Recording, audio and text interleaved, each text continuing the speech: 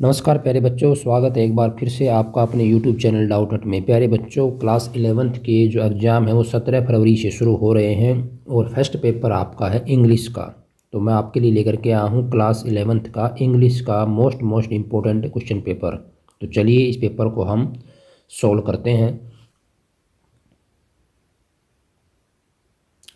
तो सबसे पहले आप देख पा रहे हैं ऊपर रोल नंबर है, फिर English core for all groups 1 to and 3 academic.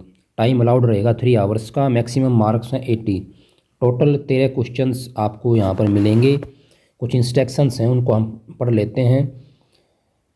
सबसे पहले है कि जो पेपर है आपका वो 4 सेक्शन के अंदर डिवाइड होगा, A B C and D। सभी क्वेश्चंस हैं, सभी सेक्शंस हैं वो कंपलसरी हैं, किसी को आपने छोड़ना नहीं है। Attempt all the parts of A question together. सभी पार्ट्स को आपने इकट्ठे ही सॉल्व करना है। यानी कोई क्वेश्चन है उसके मान लो 10 पार्ट हैं तो आपने उन 10 के 10 पार्ट को एक साथ करना है। ये नहीं कि आपने उसके 5 पार्ट्स को पहले कर दिया और 5 पार्ट्स को बाद में। तो क्लियरली यहाँ पर लिखा हुआ कि attempt all the parts of A question together. एक क्वेश्चन के सभी पार्ट्स को आप कहीं पर भी करें लेकिन इकट्ठा करें। नेक्स्ट है stick to word limit where described. जितना आपको दे रखा है उसके हिसाब से आपने शब्दों में उस क्वेश्चन का आंसर देना है। तो हम सबसे पहले देखिए सेक्शन ए है। सेक्शन ए आपका है रीडिंग स्किल का, उसको देख लेते हैं फर्स्ट क्वेश्चन को। फर्स्ट क्वेश्चन आपका read the passage carefully and answer the question. यानी आपने पैसेज को पढ़ना है और उसके नीचे आंसर दिए गए 10, उन आंसर्स को आपने वहाँ से फाइंड आउट करना है। तो बड़ा इजी होता है। इसके अंदर आप पैराग्राफ को पहले ध्यान से पढ़ें 2 बार 3 बार, और जितने भी क्वेश्चंस हैं वो इस पैराग्राफ के अंदर से आपको मिलेंगे। तो आप थोड़ा सा अगर ध्यान से पढ़ेंगे तो उनके आंसर हैं वो आराम से दे सकते हैं। जैसे इसका हम फर्स्ट क्वेश्चन देखते हैं, चूज़ द इनकरेक्ट स्टेटमेंट। यहाँ पर आपको इनकरेक्ट स्टेटमेंट का चुनाव करना है कि कौन सी होगी। यहाँ पर आपको 4 दी हुई है A B C D। तो जो हमारी थर्ड है the Mughal rulers did not support this craft, ये आपका इनकरेक्ट हो जाएगा। सेकंड है the classical design adopted by the carpet industry of India is of, इसका आंसर होगा ए पर्जियन ओरिजिन। थर्ड जो हमारा क्वेश्चन है इसका आंसर होगा बी बर्ड्स। नेक्स्ट फोर्थ है choose the correct statement. Fourth का सही आंसर होगा A. Fifth what happened to the carpet industry after independence, fifth का सही आंसर होगा B is it expanded quickly.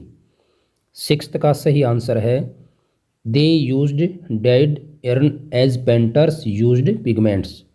Seventh find the synonym of the colour from para 3, seventh का answer होगा hue HUES huge. इसके बाद है eighth का सही आंसर होगा इंटेंसिव। नाइन्थ जो हमें दिया हुआ है नाइन्थ पार्ट, इसका सही आंसर होगा Mughal rulers. Question number 10 state how the workmanship of Indian carpet views differs from that found elsewhere, इसका सही आंसर हो जाएगा the Indian carpet weavers not only use pigments for dyeing but they also use different colours of dyed yarn there by subtling exciting creation into new mode. प्यारे बच्चों, अगर आप channel पर नए हैं तो चैनल को सब्सक्राइब ज़रूर करें, क्योंकि आपसे संबंधित हर वीडियोज आपको इस चैनल पर मिलते रहेंगे। तो नेक्स्ट क्वेश्चन को देखते हैं।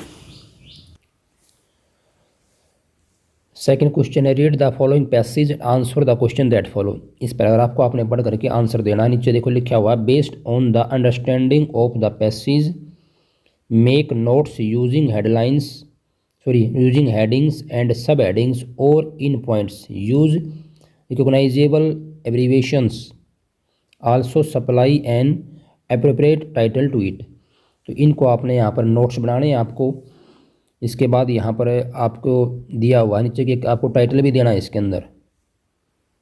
फैक्ट ओपिनियन क्या है वो आपको लिखने हैं। तो इस तरह से आप इसको पढ़ करके खुद नोट्स बना सकते हैं। इसके एब्रीवेशंस भी आपको बनाने हैं इसके अंदर। तो इस तरह से क्वेश्चन को आप कर सकते हैं। नेक्स्ट हम चलते हैं सेक्शन बी पर, जो हमारा ग्रामर का 10 मार्क्स का बहुत इंपॉर्टेंट है। द ट्रूथ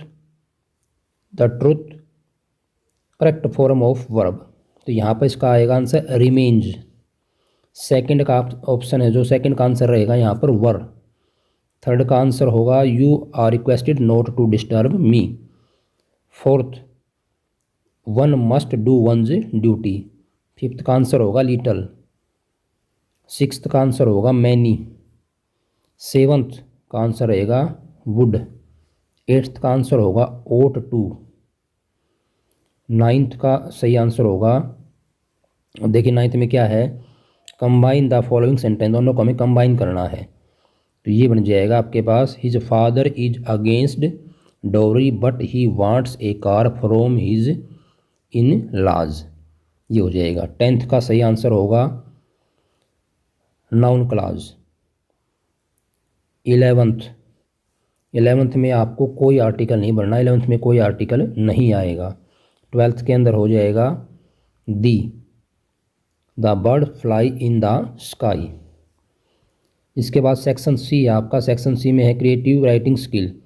राइटिंग स्किल है 15 मार्क्स का आपका। तो यहाँ पर फोर्थ के अंदर आपको ऑप्शन दिए हुए हैं 3, ए बी और सी, इसमें से कोई एक आपको करना है। क्वेश्चन फिफ्थ है attempt any one from A and B, यहाँ पर भी ए और बी में से आपको चॉइस दी हुई है, कोई एक आप कर सकते हैं। क्वेश्चन नंबर 6 है attempt any one given below, यहाँ पर भी आपको ऑप्शन दिया हुआ है, चॉइस दी हुई है, ए और बी में से कोई भी आप एक लिख सकते हैं। Right an article in 100 to 120 words on the importance of outdoor games, तो यहाँ पर कोई भी आप लिख सकते हैं जो आपको अच्छे से आता हो। सेक्शन डी है लिटरेचर का, इसका जो लास्ट सेक्शन है लिटरेचर, यहाँ पर आपको क्वेश्चंस दिए मिलेंगे, उनके भी आपको आंसर देने हैं, और यहाँ पर स्टेंजा भी दिया हुआ है, उसको पढ़ करके भी आपको आंसर देने हैं। तो 7th क्वेश्चन है, उसको आप कर सकते हैं।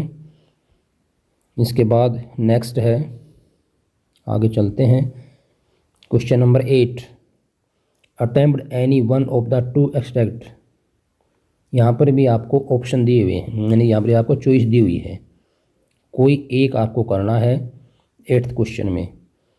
तो आप इसको पढ़ करके इनके आंसर हैं वो दे सकते हैं, यहाँ पर बी दिया हुआ है।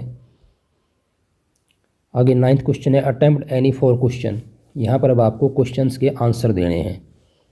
एनी 4 9th में आपको किसी 4 के आंसर देने हैं, 30 से 40 शब्दों में, यहाँ पर 5 दिए हुए हैं, कोई 4 आप कर सकते हैं। इसी प्रकार क्वेश्चन 10th के अंदर कोई 2 कर सकते हैं आप 3 में से।